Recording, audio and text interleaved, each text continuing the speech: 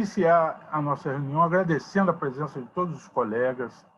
Essas reuniões têm sido muito proveitosas, um aprendizado enorme. Ontem tivemos uma reunião maravilhosa, a participação do professor Pavidino, professor Oscar, e temos um prazer enorme de estar aqui com o professor Macena, que é uma pessoa da nossa maior estima, um grande colega, um professor da UF, esteve lá na nossa escola por um longo período de tempo e atua no direito lá na UERJ, em outras estações, com muita intimidade em relação ao direito médico.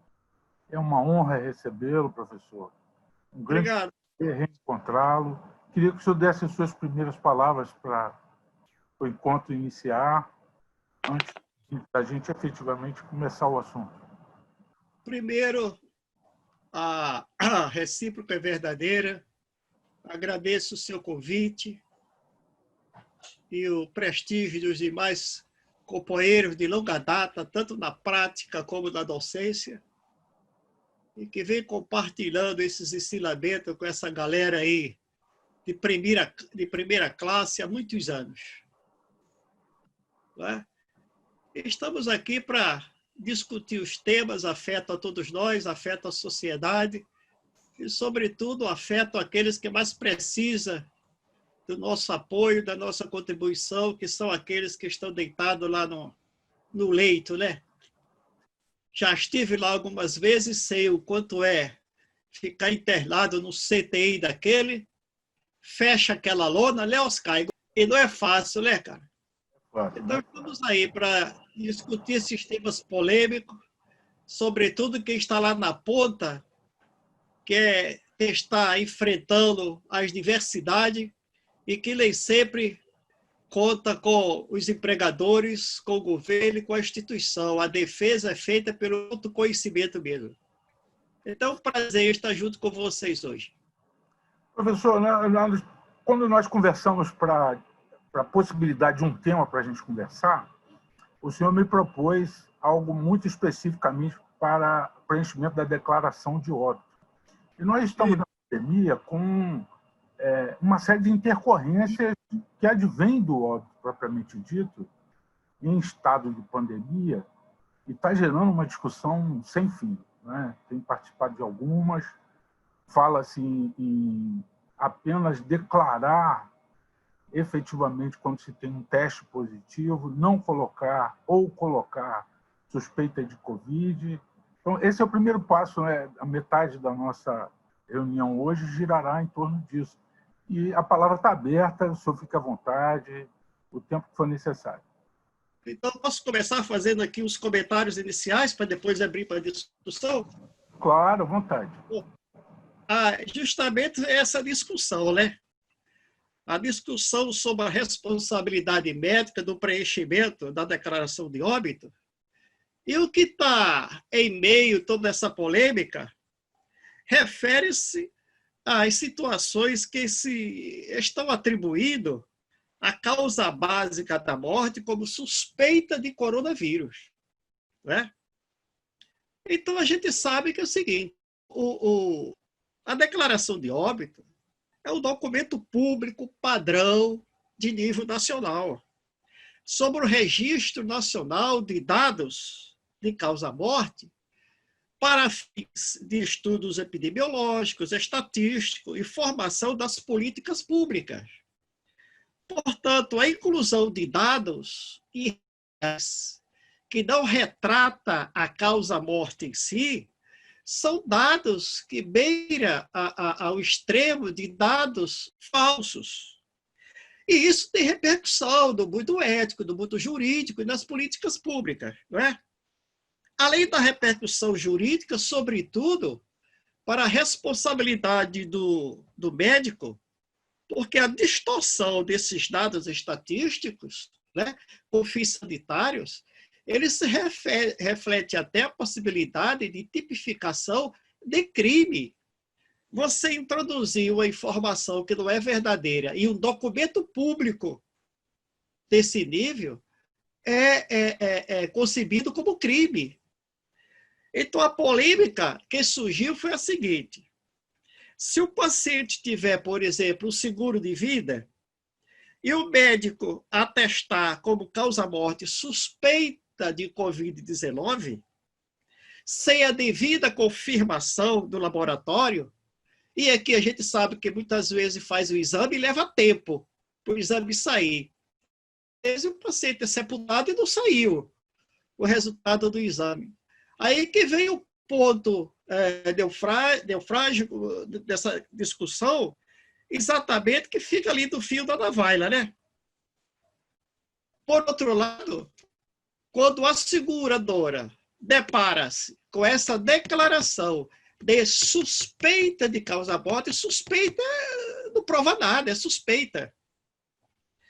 Ela pode se opor a pagar aos familiares o valor do segurado, em caso de pandemia, porque eles têm uma cláusula excludente dessa situação.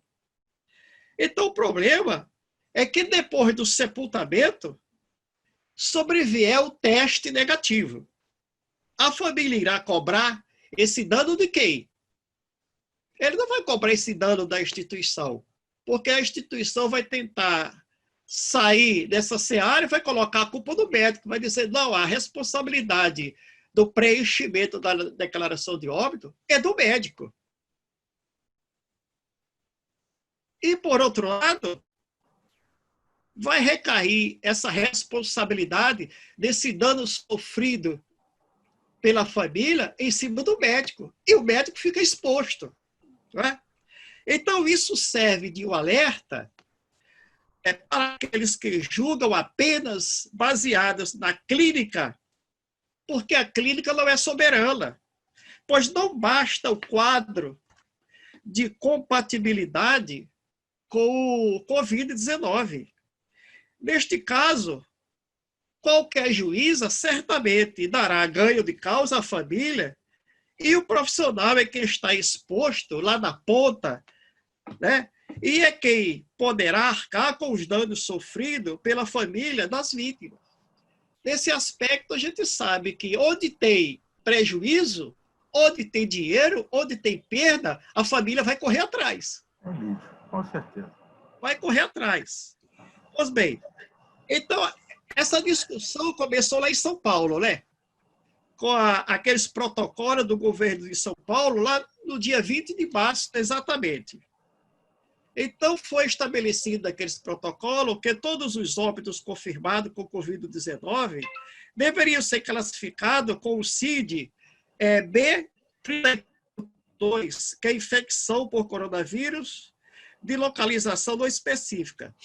No caso de óbito, atribuído a síndrome de respiratória aguda grave, a SARS, né, como se diz, e a doença respiratória aguda, devido ao Covid-19, deverá ser classificada com o CID 1049, ou seja, quando apresenta aquele quadro compatível com a manifestação clínica dos infectados.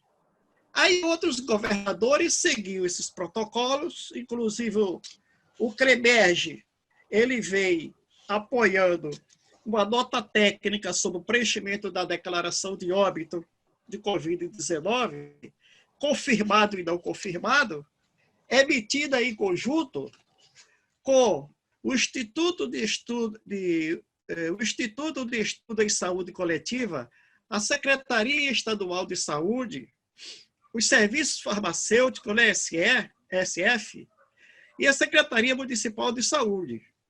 Ocorre que há situações em que, mesmo diante de óbito, sem relação com o quadro clínico compatível do Covid-19, muitas vezes eles estão atribuindo a causa básica ou determinada na morte de suspeita de coronavírus. E aqui a gente tem uma testemunha que depois tem uma pessoa aqui que vai falar a respeito que passou por uma situação parecida. Né? Embora a gente sabe que o óbito não é consequência de um único evento, né?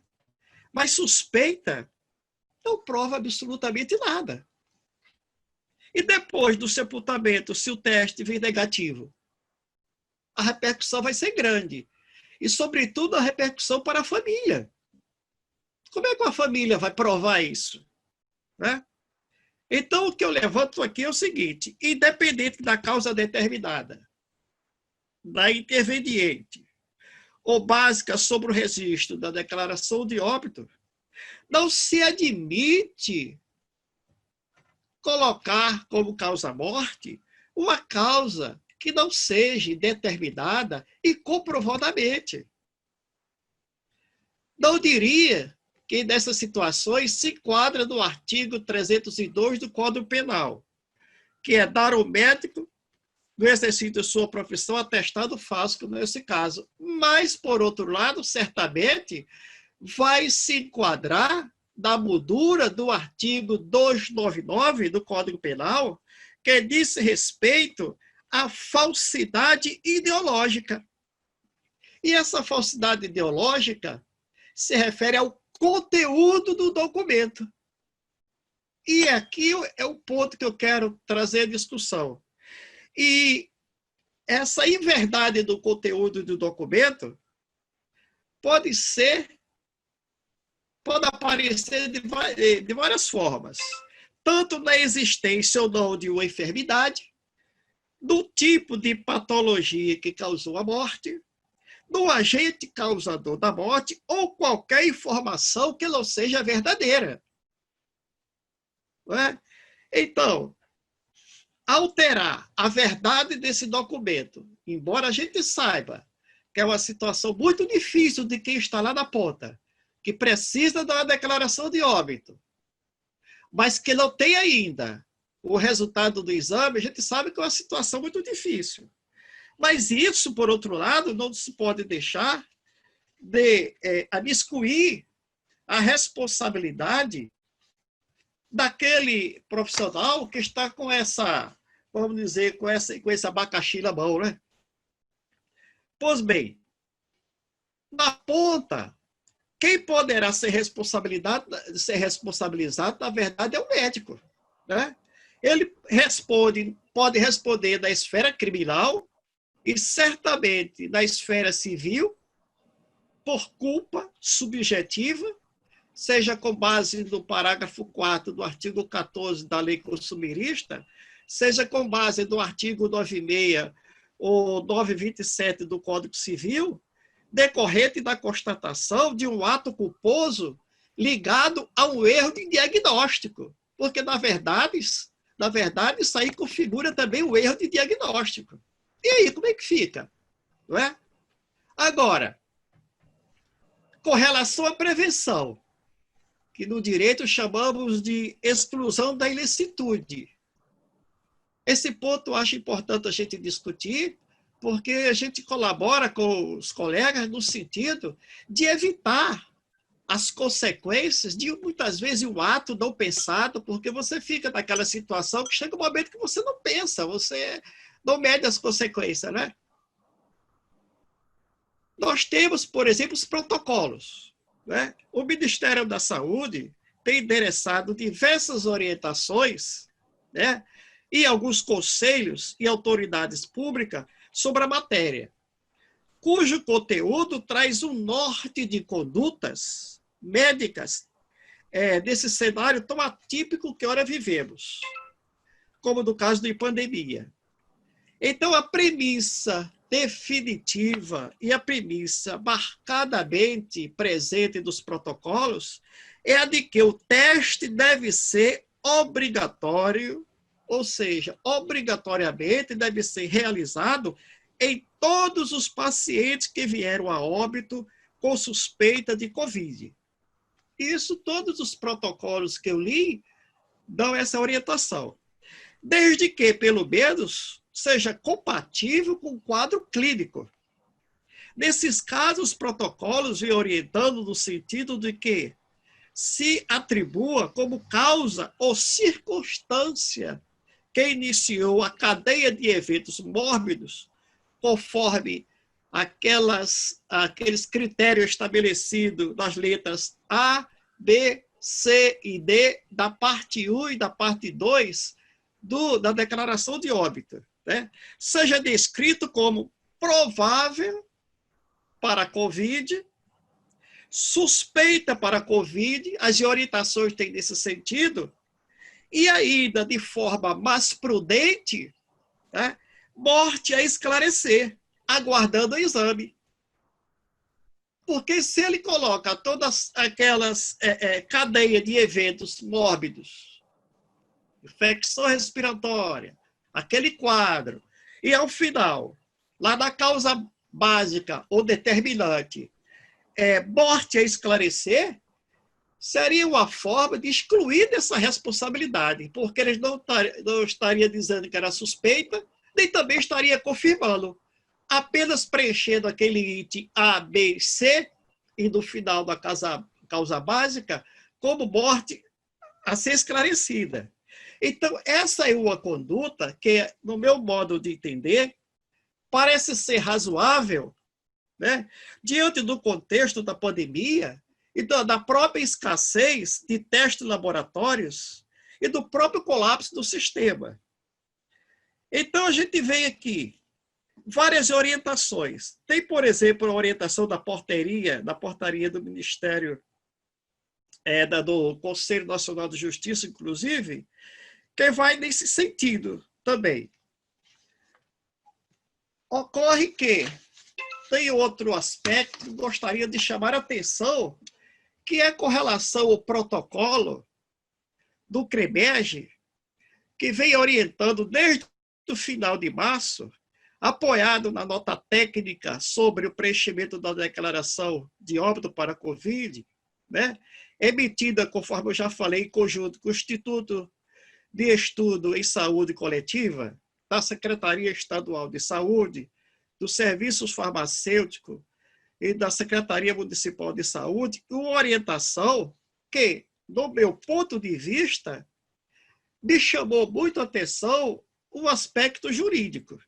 É o seguinte, no exemplo 2, né, porque ele coloca 3 exemplos de preenchimento da declaração de óbito, e no exemplo 2, ele diz o seguinte, ó, se a morte ocorrer antes do sepultamento de exames confirmatórios do Covid-19, recomenda-se ao médico registrar COVID suspeita. Aí ele diz, a confirmação ou descarte ficará sobre a responsabilidade das secretarias municipais e estaduais de saúde.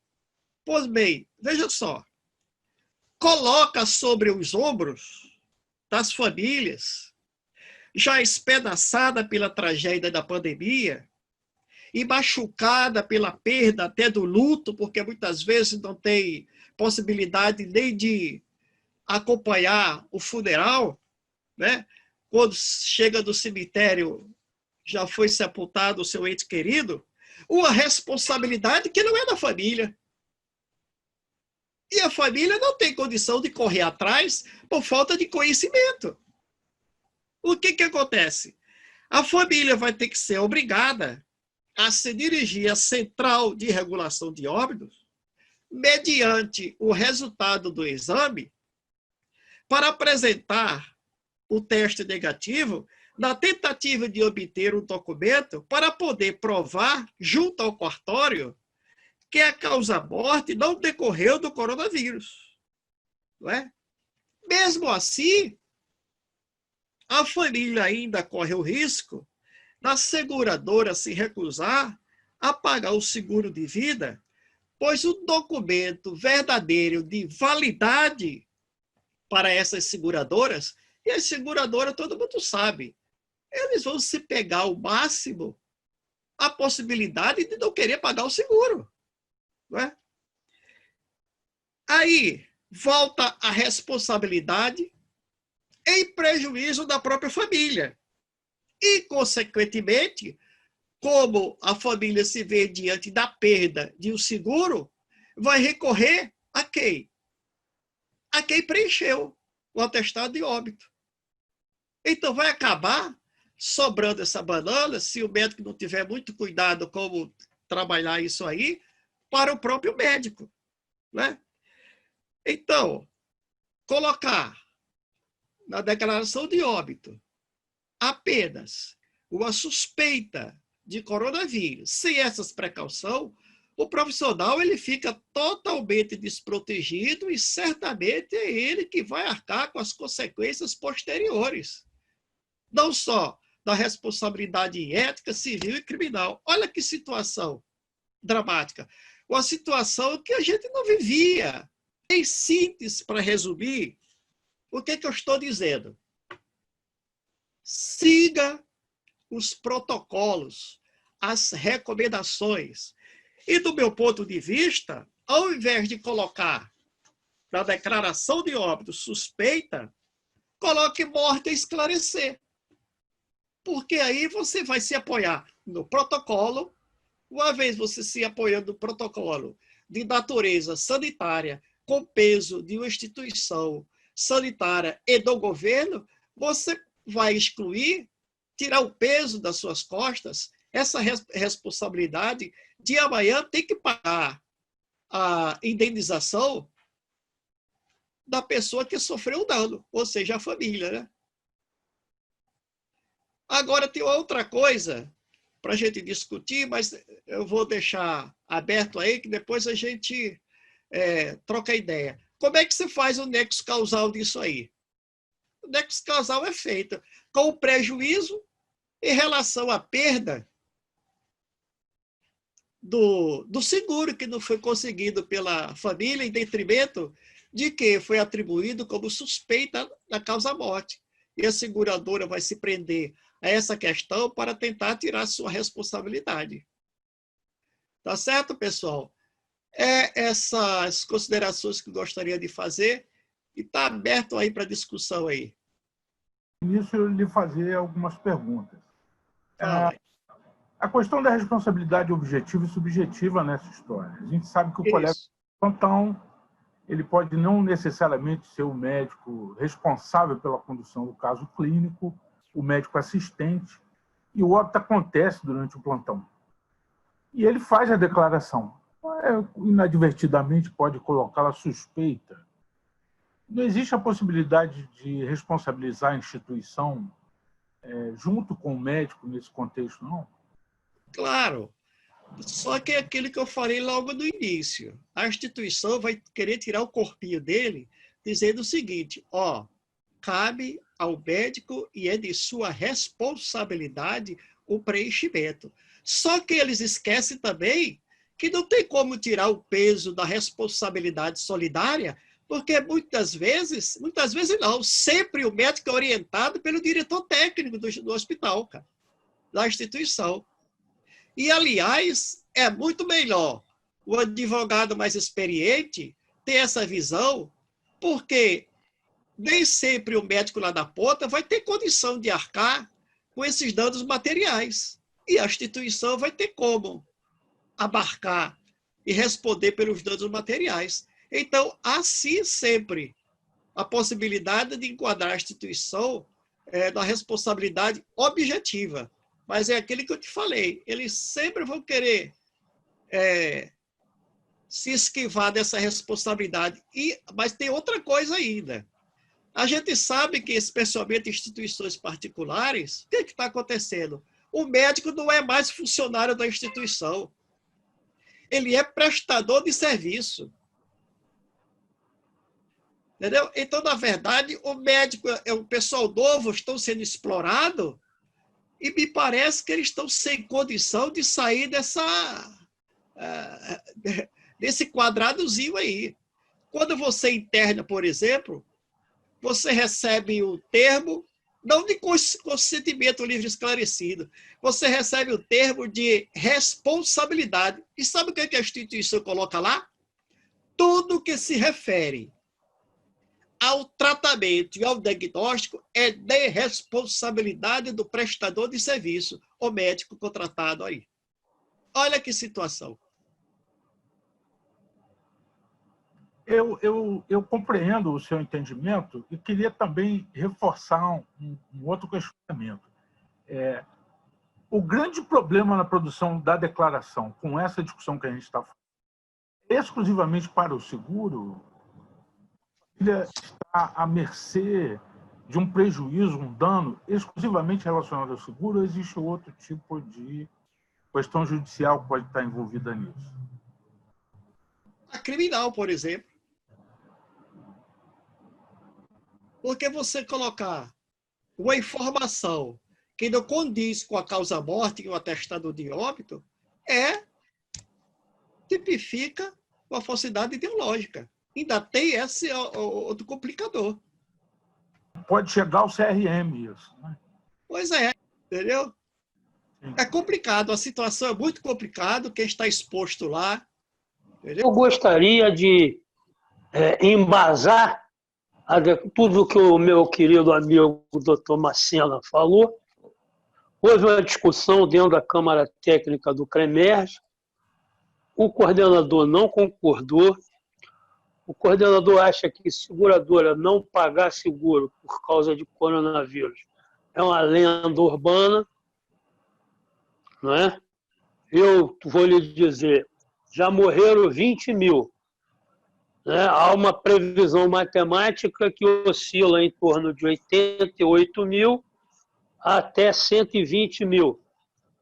Quando morrer, bater lá 50 mil, 30 mil, 40 mil para indenizar, o nego vai chiar, bicho.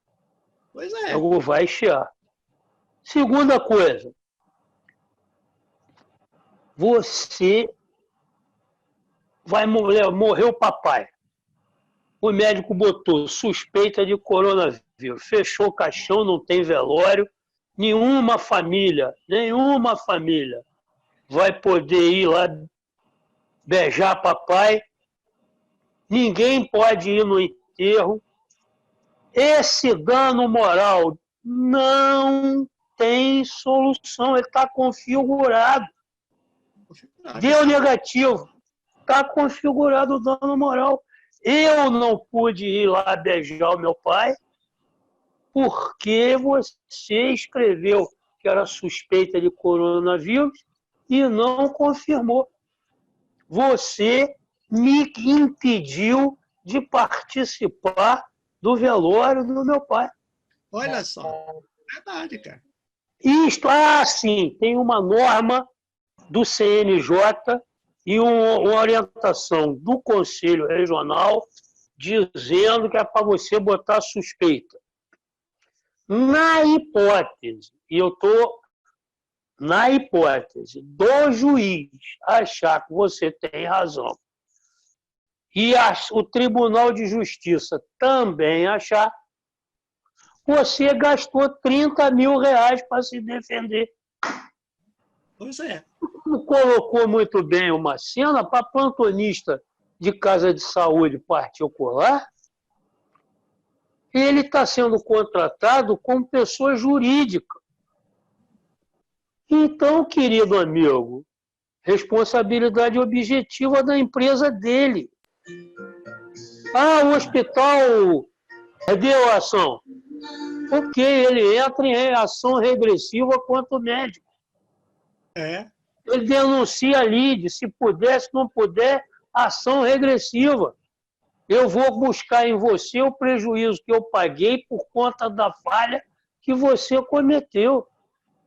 Então, eu sugiro, em vez de colocar, se o quadro for eminentemente pulmonar, eu sugiro colocar J12.8 e J12.9, que é pneumonias virais, e o outro é outras pneumonias virais. O atestado, você não tem certeza do diagnóstico, você não causou dano moral e você não brigou com a família. Todo mundo viu aí, ou se não viu, se procurar na internet vai achar, um fato acontecido lá no Amazonas, que a família, com raiva, porque o cara botou pneumonia suspeita de Covid, caiu de pau no cara, quase agrediu. Agrediu ele, na verdade. Quero hipotecar minha solidariedade ao doutor Macena e dizer que eu concordo com ele em 98% daquilo que ele disse, discordando apenas da morte a esclarecer, e se o quadro for eminentemente pulmonar, colocar J12.8, J12.9 do CID-10. Ele quer fazer um comentário? Pode falar. Eu gostaria de fazer alguns comentários, porque eu sou advogada. Eu acho que daqui eu sou a única que não faço parte da parte médica, né? Eu sou advogada, o Macena me conhece. Bom, primeiramente, o crime de falsidade ideológica exige um dolo específico. A pessoa tem que previamente saber que ela está falando uma inverdade, uma inconsistência. Então, se ele tem dúvida da causa morte, ele tem que colocar como o outro colega, o Oscar, como o Oscar falou, bota a diagnose que ele consegue ter tranquilidade de identificar. Pneumonia virótica, aí a terminologia vocês entendem melhor. Outra coisa é com relação à retificação que é possível da certidão de óbito. A Lei 13.484, de 2017, prevê que você pode, até administrativamente, no cartório, modificar algum dado ali que esteja impreciso, mesmo a causa-morte. Vamos supor que já feito o óbito, já feito o enterro, chega o exame dizendo que era negativo para coronavírus, você pode lá modificar sem maiores danos. Com relação aos contratos de seguro, é verdade que existem riscos cobertos pelo seguro e riscos não cobertos. E, na maioria das vezes, existe uma exclusão, uma cláusula excludente de indenização em caso de pandemia, epidemia e endemia. Principalmente começou a acontecer no Brasil desde as décadas de 80 e 90. Né? Então, nem tudo é coberto. Até teve questão da morte por HIV, não sei se os senhores lembram. Então, outra coisa, ainda que haja risco de culpabilização, de responsabilização criminal do médico, se ele provar juridicamente que ele seguiu um protocolo emitido pelo Conselho Regional de Medicina a que ele está filiado, né, Macena? Ele não cometeu erro nenhum. Ainda que a gente tenha esse problema, porque o médico não é mais empregado, é um terceirizado, é uma EIRELI, é um MEI, é uma empresa, ainda assim, se ele acompanhou e seguiu a risco o protocolo, ainda que o protocolo esteja errado, porque aí é outra esfera. Quem tem que modificar protocolo de Conselho Federal de Medicina e regional é outra esfera, que não é a questão da responsabilidade civil. Com relação à responsabilidade civil do médico, por exemplo, a questão do dano material da família que deixa de receber o seguro. Isso pode ocorrer. Mas se ele promover a retificação administrativa no cartório, pronto, ele tem boa-fé, a culpabilidade dele vai por terra, ok? E aí a seguradora tem que acatar porque não foi uma morte por doença pandêmica, endêmica ou epidêmica, ok?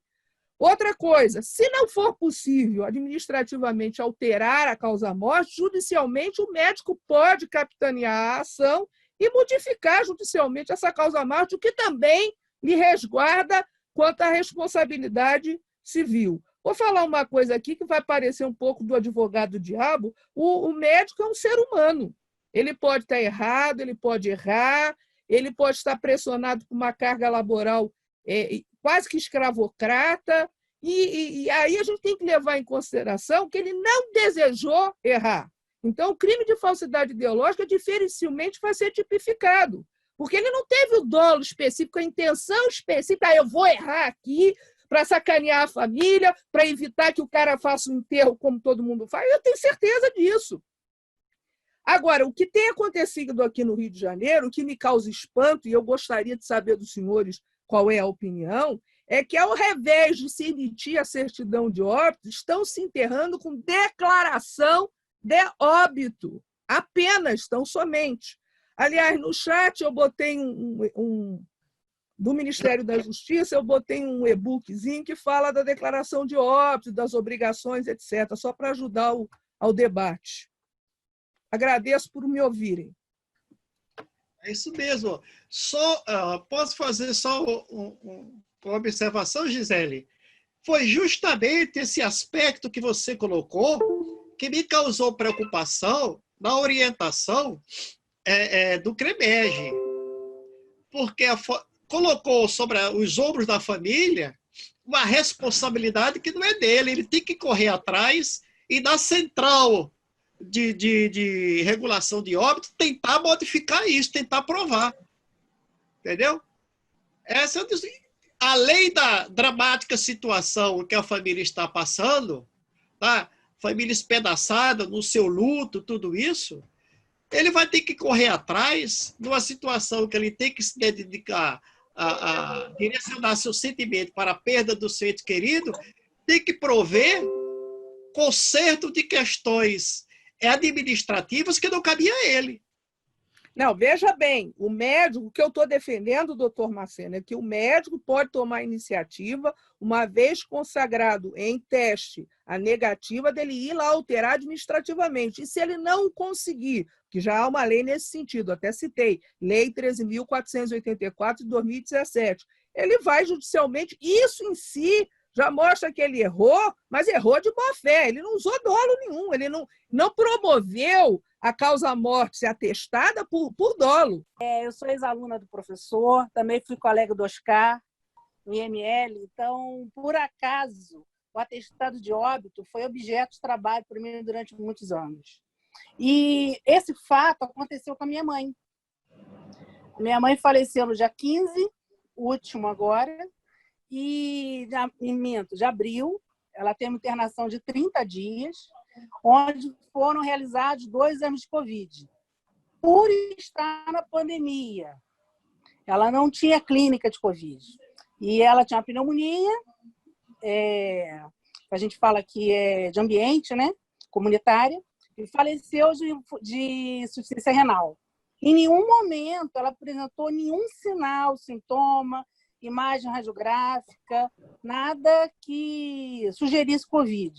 Mas, por regra, foi feito o exame de Covid, inicialmente na admissão, e eu, maliciosamente, já intencionando que ia dar problema, pedi para fazerem um novo exame de Covid, que foi realizado cerca de 24 horas antes do óbito, que veio após o óbito confirmar outro exame negativo.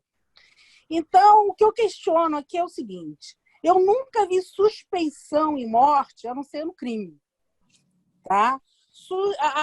Eu aqui acredito que o atestado de óbito tem que ser muito objetivo.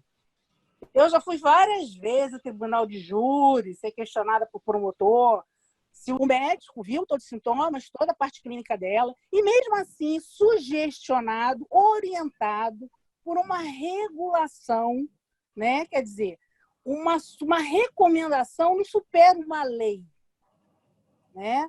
Podem recomendar o que quiserem para a gente. A gente segue o que a gente acha correto, não correto, cabível ou não, legal ou não. E a doutora Gisele falou aí que não dava muitos custos. Foi muito difícil fazer a retificação. Foi custoso em custas cartoriais que não são abonadas. Aí eu gastei em torno de R$700 para fazer a retificação de óbito da minha mãe. Isso não é um valor que todo mundo tenha, tá? Fora o tempo de ir e vir para a regulação de óbito, conhecer os trâmites todos, conhecer o pessoal do cartório, para conseguir resolver isso. Se eu não fosse uma pessoa da área, eu não teria resolvido em 30 dias. Agora, nada nunca vai me dar de volta, tá? Minha mãe ter sido colocada dentro do caixão dentro do hospital, nenhum parente ter podido vê-la. Nós sabíamos que estava enterrando o corpo dela, porque tem uma janelinha de vidro. Eu poderia enterrar, senão poderia enterrar qualquer um no lugar da minha mãe.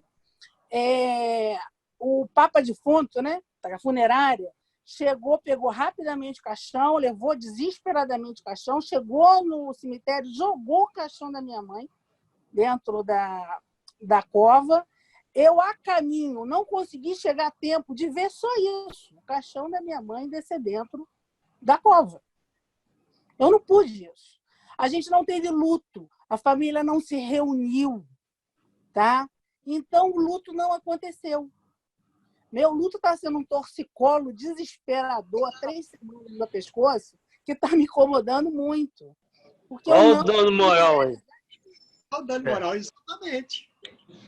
Essa questão é que ganha uma dimensão muito grande em todo o documento, em toda a discussão que a gente está fazendo, que é o caminho aberto para o dano moral, porque essa perda é irreparável.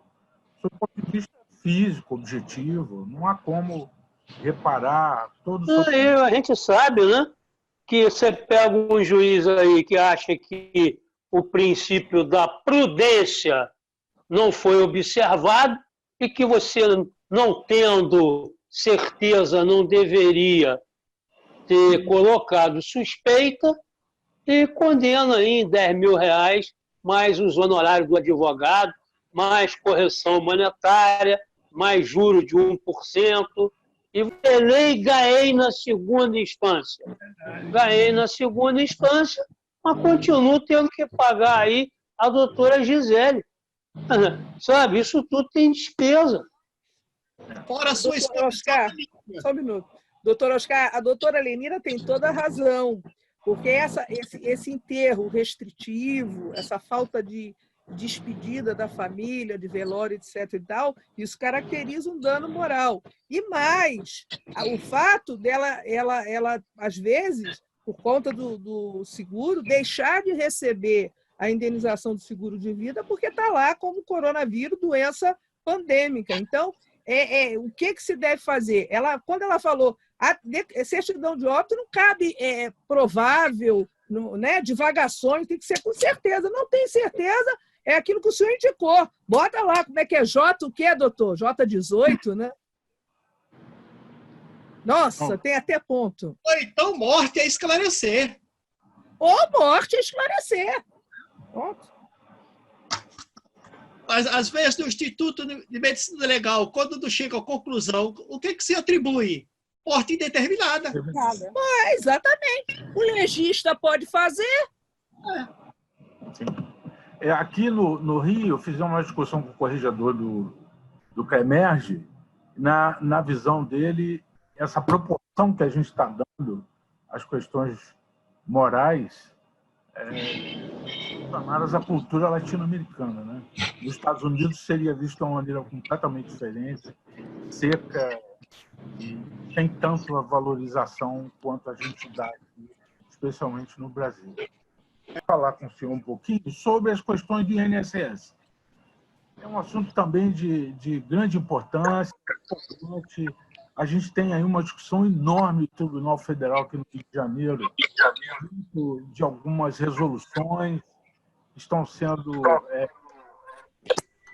promovidas falando na teleperícia e o estado de pós-pandemia. Como é que o senhor está vendo isso?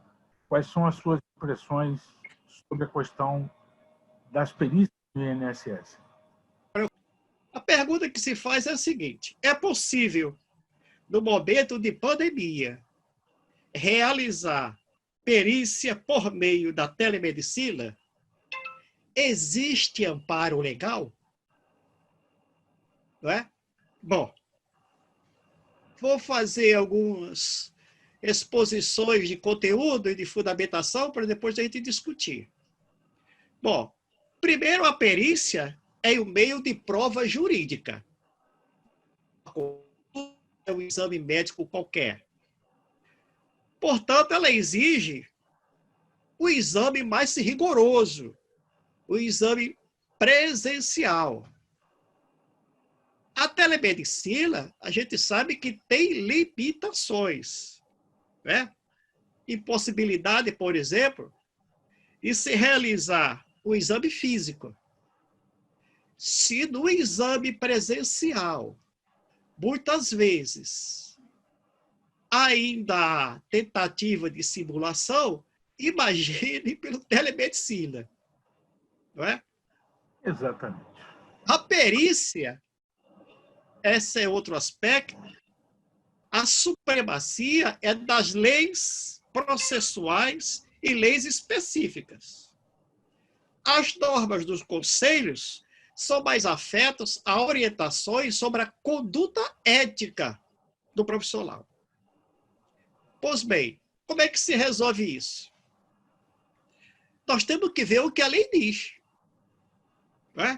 Toda vez que temos alguma dúvida, se alguma conduta é errada ou não, se é inadequada ou não, recorremos ao princípio da legalidade baseada no inciso 2, artigo 5 da Constituição Federal, que diz: ninguém pode deixar de fazer ou não fazer alguma coisa senão em virtude de lei. Né? Minha pergunta volta: existe lei que disciplina a telemedicina? A lei processual civil e a trabalhista, elas são omissas quanto aos recursos tecnológicos da telemedicina.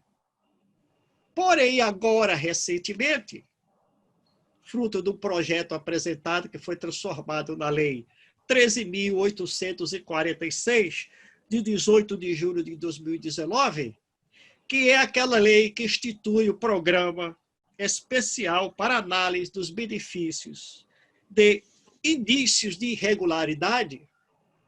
Essa lei, ela alterou várias outras leis. E uma das leis que foi alterada foi a Lei 11.907, de 2 de fevereiro de 2009, que regula o dispositivo 10.666, de 8 de maio. E o que diz o parágrafo 12 do artigo 28 da Lei 11.902, que dispõe sobre a aposentadoria por invalidez?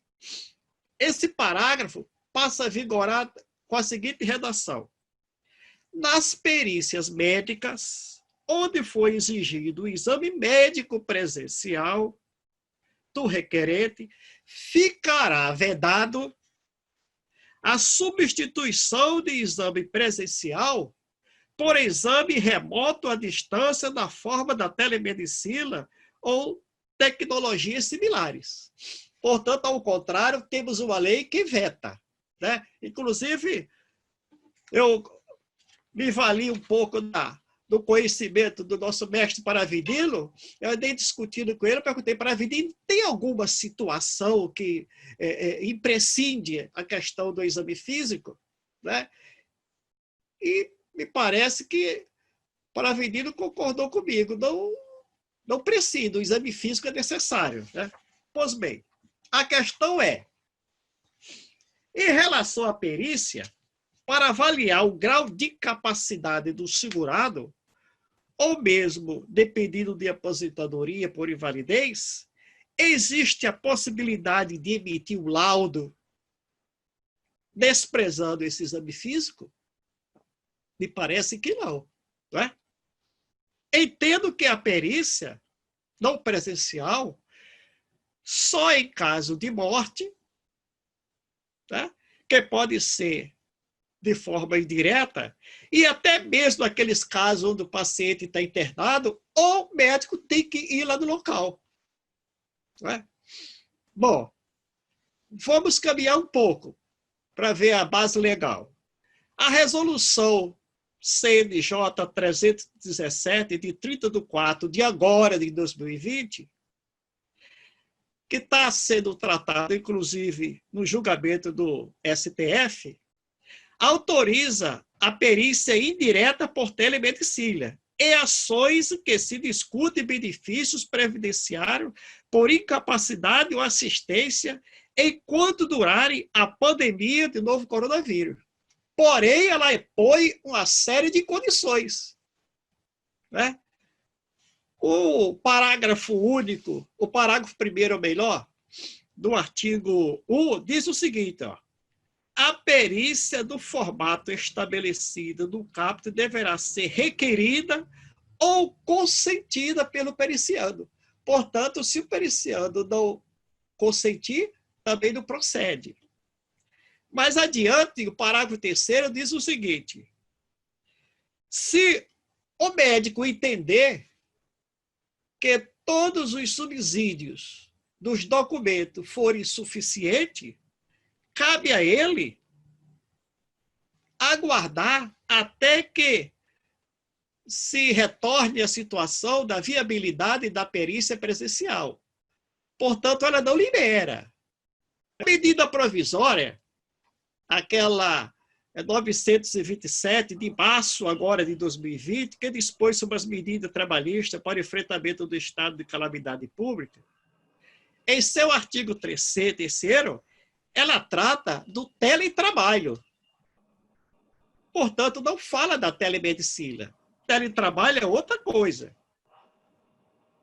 O ministro Marco Aurélio, inclusive, numa discussão do plenário, indeferiu o pedido de medida liminar e ação direta de inconstitucionalidade, ajuizada por uma série de partidos políticos, mas essa decisão ainda depende de ser submetida ao pleno do STF. Portanto, tem muita discussão ainda. Então, o assunto ficou lá no teletrabalho, não se consegue mais avançar. Tem que esperar a deliberação da plenária. O Senado Federal, no projeto de lei 696, de 31/3, você pode ver que é tudo recente, né? Foi sancionado pelo presidente no dia 6/4 e transformado em lei na Lei 13.989 de 2020, que dispõe sobre o uso da telemedicina em crise causada pelo coronavírus. Porém, no artigo 3º, diz o seguinte: entende-se por telemedicina, entre outros, o exercício da medicina mediada por tecnologia para fins de assistência. Não fala de telemedicina. Pesquisa, prevenção de doença e lesões e promoção da saúde. Portanto, essa lei também não se enquadra na perícia médica. E ainda vetou o parágrafo único do artigo 2 e o artigo 6º, que o parágrafo único do artigo 2 dispensava essas receitas por meio físico, ou seja, você poderia fazer pelo WhatsApp, tudo tal, vetou.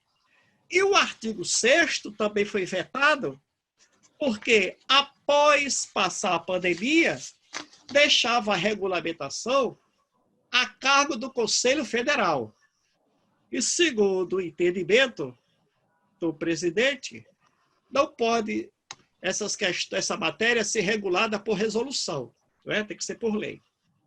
Caminhando mais um pouco, a MP 966, de 2020, que restringia a possibilidade de responsabilidade dos agentes públicos por ação ou omissão em atos relacionados à pandemia de Covid, em 20/5 de agora, o Pleno do Supremo deu início ao julgamento de 7 ações. Né? Portanto, na verdade, essa medida provisória tentava dar um outro contexto à responsabilidade do Estado. Né? E no seu artigo 1º, do parágrafo 2º, diz que mero nexo entre a conduta e o resultado danoso não implica em responsabilidade do agente público. Veja a possibilidade de tentar afastar sempre a responsabilidade do agente público. Mas essa medida provisória também, ela não fala da telemedicina. E que o relator é até o ministro Luiz Roberto Barroso. E que agora só teve um voto dele. E que ele votou de acordo com a interpretação conforme a Constituição. Né? Que significa dizer o seguinte: considera erro grosseiro o ato administrativo quem seja violação do direito à vida, à saúde, ao meio ambiente equilibrado e inobservância. Se os outros ministros seguirem essa orientação, também não vai amenizar a responsabilidade do profissional, não. Hein? Pois bem, para finalizar, nós temos que dar uma olhada também às resoluções do Conselho. nós tínhamos aquela resolução 1643, que veta, ou melhor, a consulta de telemonitoramento e teleconferências de atos cirúrgicos. Mas essa resolução também especifica as áreas específicas que pode se realizar por telemedicina, que é a cardiologia, a radiologia, a neurologia, a epidemiologia, a teleconsulta médica. Portanto, ela é omissa quanto à telemedicina. Ela não coloca telemedicina, ou melhor, não coloca a perícia como área de atuação da telemedicina. Sob o aspecto ético, tem que se observar ainda o artigo 92 do Código de Ética, né? Que veda ao médico assinar laudos periciais, auditorias ou de verificação médico-legal, enquanto não tenha realizado pessoalmente o exame. Portanto, ela reforça a legislação, aquela lei primeira. Bom, caminhando ainda, em 2018, teve aquela encrenca toda, aquela confusão com a resolução 2227, que dispõe sobre a telemedicina, né? Isso deu tanta confusão que acabou ela sendo revogada e voltou a vigir a resolução de 2002. Né? E, definitivamente, para finalizar, nós temos a portaria do Ministério da Saúde 2546, do Programa Nacional de Telesaúde. Portanto, não trata da telemedicina em perícias médicas. Né? Em conclusão, por utilização da ferramenta tecnológica da telemedicina para exames periciais, no meu entender, não encontra amparo na legislação. Fale, meu jovem. Eu queria aproveitar a oportunidade, nós fizemos uma discussão longa ontem e já fizemos algumas lives com alguns colegas do CREMERG, colegas da USP de São Paulo, e em nenhum momento eu expressei meu pensamento, eu queria fazer isso agora. Porque assim, o que me parece em torno dessa discussão é que nós estamos na Suíça. Né? Nem parece que 70% da população passa fome, está na miséria, não tem acesso à informática, não tem acesso ao computador, não tem acesso a modos de acessar o recurso que se divulga como telemedicina, que em tudo que eu consegui ver até agora é instrumento de ponta de classe média, média alta para cima.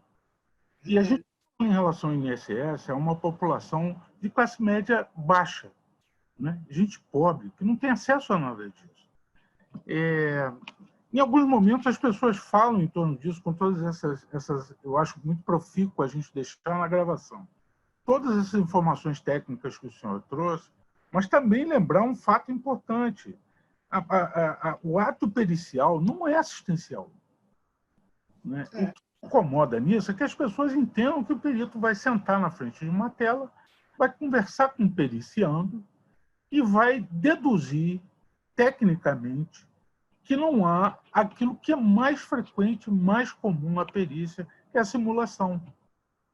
A instrução de documentação no processo, a instrução do autor, a contestação do réu, o senhor como advogado sabe muito bem disso, ela é rebuscada de fatos e informações que precisam ser comprovados até sob o ponto de vista médico. É importante fazer leitura desses documentos para dar sequência na construção do laudo. Eu tive a oportunidade de participar de uma lide onde o processo foi todo instruído para um histórico de um tiro que atingiu a coluna. E o sujeito entrou andando no meu consultório e tinha a bala está aqui, na parede anterolateral do abdômen, junto da gordura. Disse, tira a camisa, vamos examinar a coluna. Não tem nada.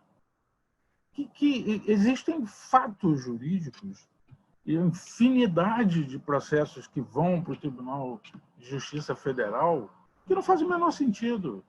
Não há como você conseguir estabelecer nexo nessas circunstâncias sem um exame físico apurado.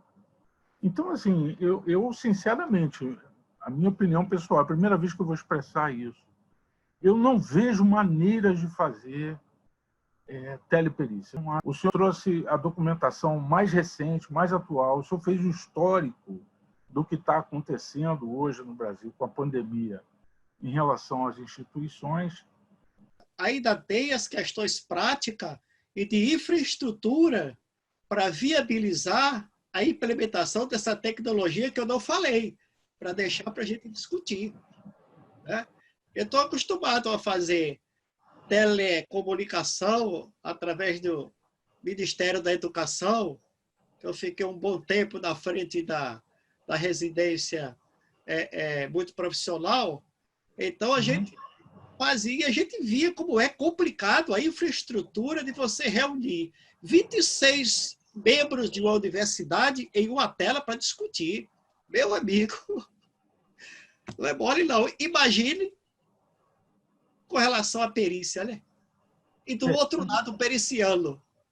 Porque um mundo novo. É que teria que fornecer essa infraestrutura para o periciano ficar lá numa determinada sala do INSS e permitir esse feedback. Tem essa estrutura?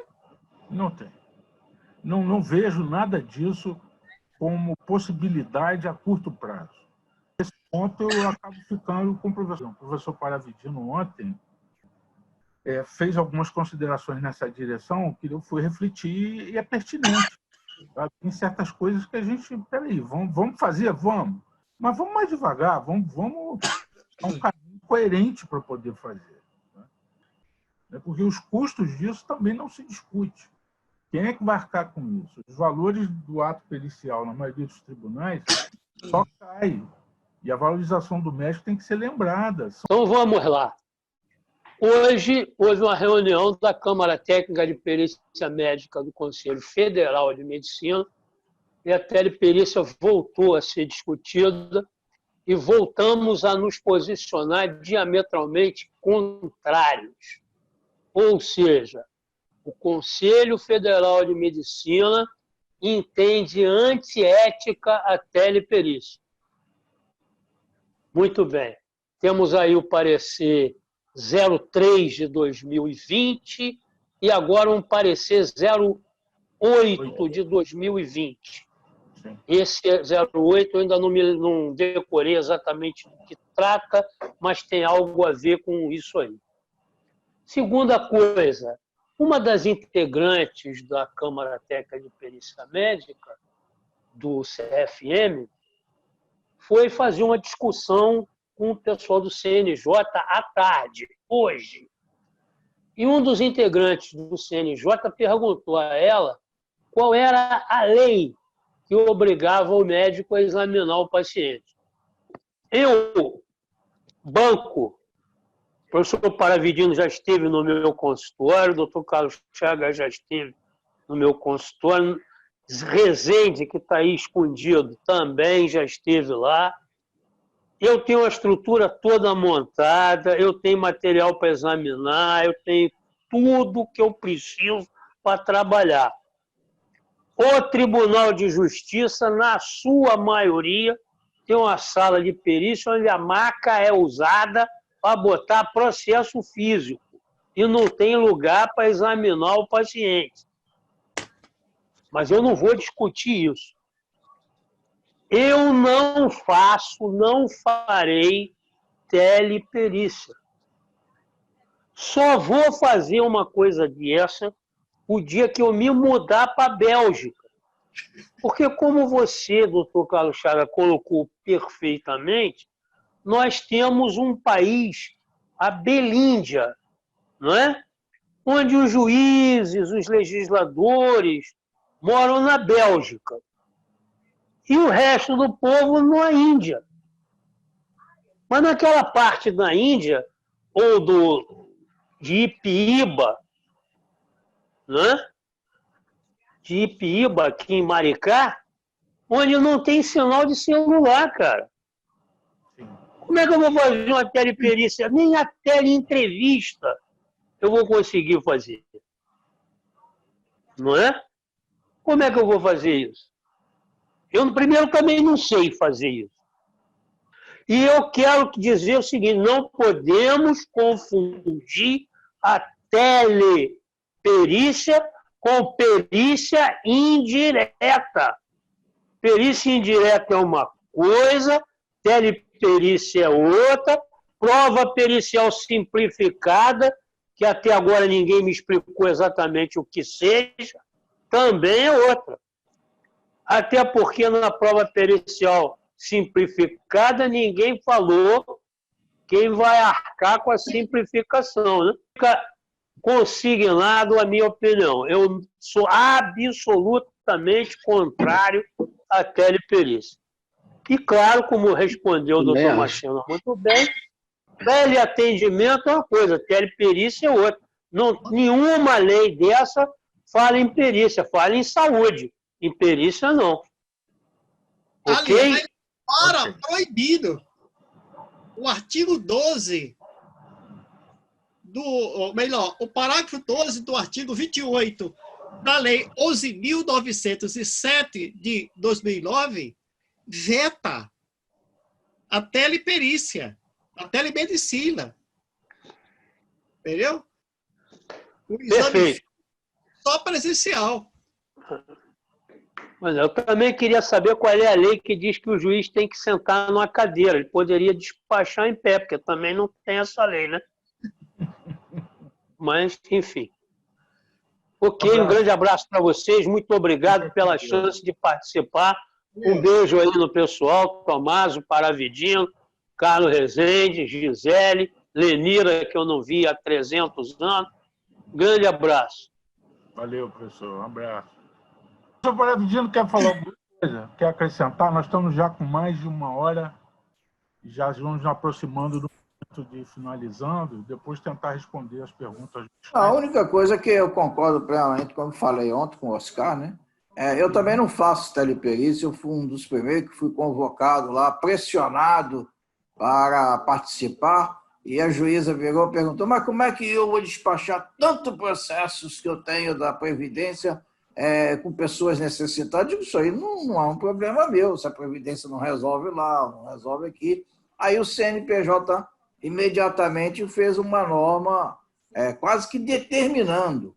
Ocorre que os mais antigos não estão fazendo essas perícias, mas eu já observei que tem muito médico recém-formado que está fazendo esse tipo de perícia indireta e alguma coisa, e vamos ver o que vai acontecer, né? Porque, como eu falei, jamais o mundo será o mesmo que era antes dessa pandemia. Então, nós vamos ter que ver o que vai acontecer. E, por último, eu falei ontem da universidade, hoje eu recebi um comunicado que o reitor já disse que antes de final de junho não tem retorno.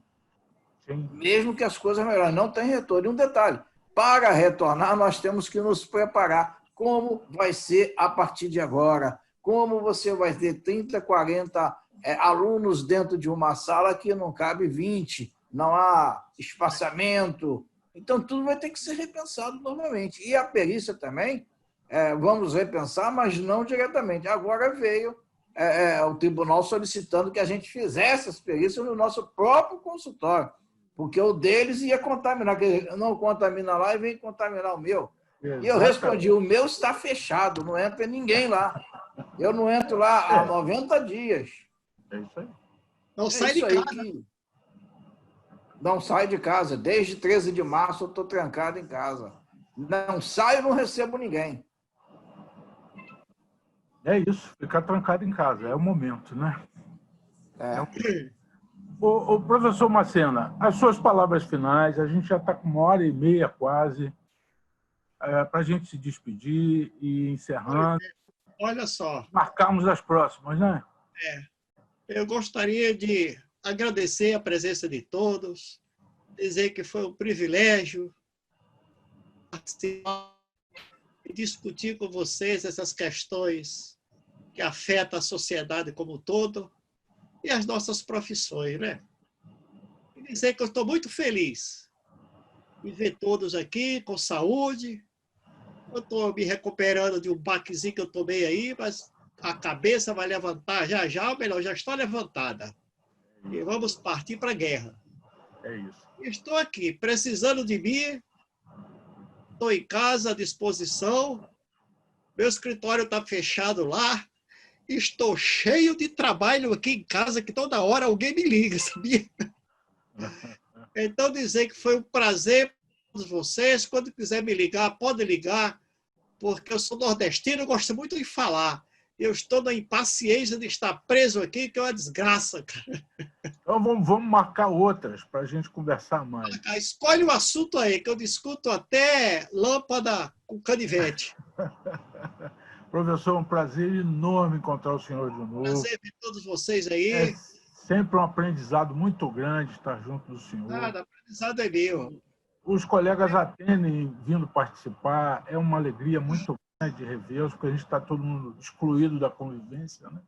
Depois de 42 anos militando na área, de 20 anos na área do direito, de 14 anos como coordenador do curso de pós-graduação, nem que seja por osmose eu aprendo. Com certeza. E eu vou, então, agradecendo a todos, caminhando para o final, porque isso vai esgotando a gente, o tempo que a gente dedica, apesar de ser um bate-papo maravilhoso, gostoso, dá vontade de ficar direto aqui, sem hora para acabar. E convidar todos para as próximas. A gente tem se organizado, vamos ver se a gente melhora mais a tecnologia, viu, Marcena? Aprendizado novo. Porque... gente presente, só que as pessoas não abriram o microfone, tá vendo? Porque, assim, deixando aberto, a gente acaba não conseguindo ouvir um outro, fica todo mundo falando. Mas ficou aqui no chat uma série de informações que eu vou te passar. Então, mais um abraço, Carlos, um grande abraço. Gisele, Lenira, professor Pravidino, muito obrigado. O Rezende, que está escondidinho, como diz o doutor Oscar, Solange, o Sérgio, Jussara. Uma boa noite para vocês, tudo de bom. Obrigado por terem vindo. Um grande abraço.